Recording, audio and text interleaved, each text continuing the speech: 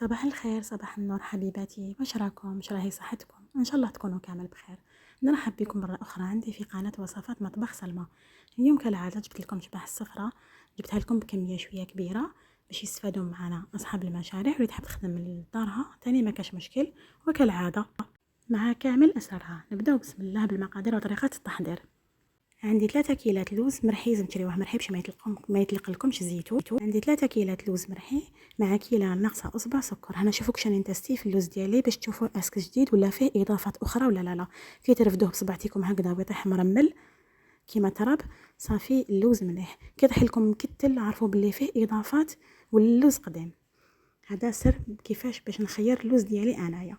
قلت لكم عندي 3 كيلات لوز مرحي باش ما يطلقلكمش الزيت، شريوه مرحي من الاحسن، مع كيلة سكر.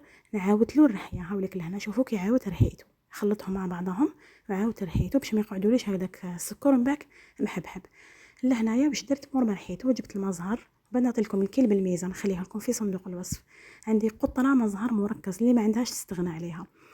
هنا البيض قعدت نرمي فيه عندي كيلو لهنايا، في الكيلو تاع اللوز داري تقريبا 17 حبه، درت 5 و5 وزدت 7. قعدت نجمع فيه بالتدريج هكا باطراف الاصابع، ما تعجنوش، كان تعجنوا يطلق لكم الزيت وبعد في المقله كيف تسترتق لكم شبح الصفراء. روحوا له هكذا بالعقل حتى ينطم كامل. اللي جا خلاص ما عندناش على واش نعجنوه، هو مرحي بودر. والحاجه الثانيه السكر تاعنا خلاص رحيناه، راكي عاودنا له الرحيه الثانيه. قلت لكم هكا تبداو تضيفوا بالعقل وتخدموا غير برؤوس الاصابع. حافظوا على اللوز ديالكم قدر الامكان باش ما يتقلكمش الزيت ديالو. الكميه هذه قلت لكم عندي حوالي كيلو من اللوز المرحي، وعندي 300 غرام من السكر الخاشن. روحوا لها بالعقل في البيض، تجمعوا على حسب الكميه اللي عندكم، ما ترموش البيض هكذاك مباشره تخافوا تجرى لكم لاباط، سواء ما عندهاش اللوز زياده.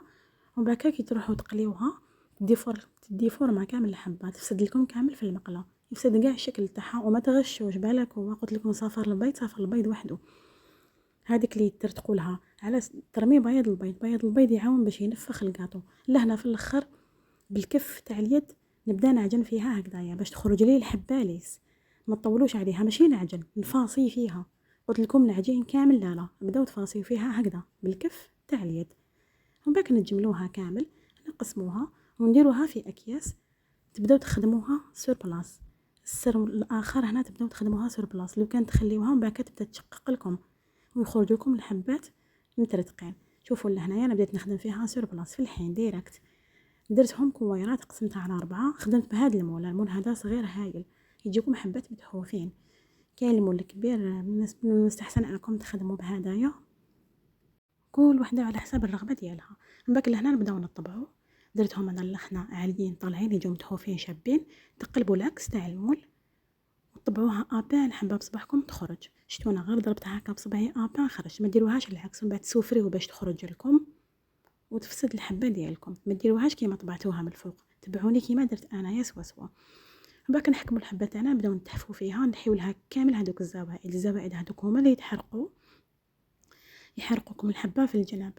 ولا طاحوا لكم في المقله يديروا لكم هذوك الحبيبات هكايا المحروقين، كي يتحرقوا هما يفسدوا لكم كامل المنظر تاع شبح الصفراء ويعطيو لكم لون غير مرغوب في المرقه تاع اللحم الحلو. باك نديرهم هكا داخل صاشيه ونخبيهم كامل تحت الصاشيه كيما كتشوفوا. نكمل الكميه كامل اللي عندي بنفس الطريقه.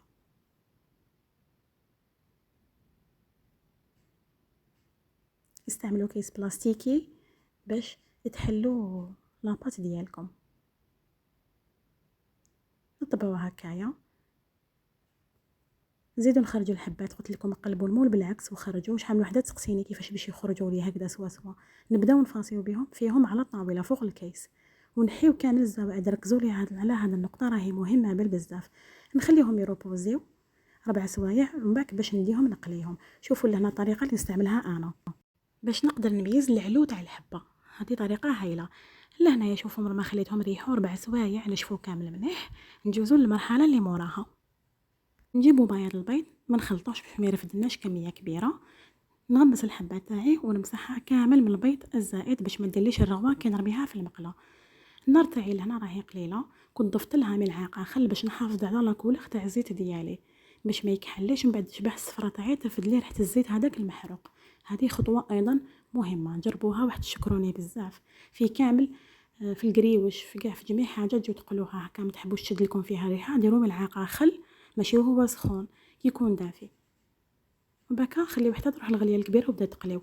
هنا نقليهم على بياض، نقليوهم على زوج خطرات، المره الاولى نقليوهم على بياض باش يجيكم الحبات كامل شابين. حنا نسحقوا اللون تاع الكراميل ماشي تاع الحطب.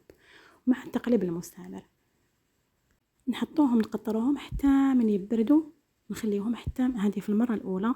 بعد ما نقليهم قلت لكم على بياض نخليهم يقطروها كامل هكا من الزيت ويبردوا تماما، ومن بعد نروحوا للمرحله الثانيه.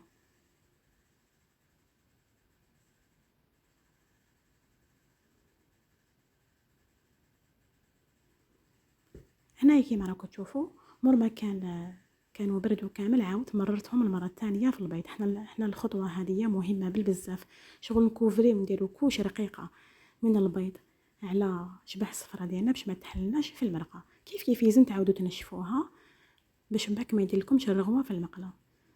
مرحله ايضا هذه مهمه. فوالا هكايا نشفتهم ونديهم باش نعاود نقليهم.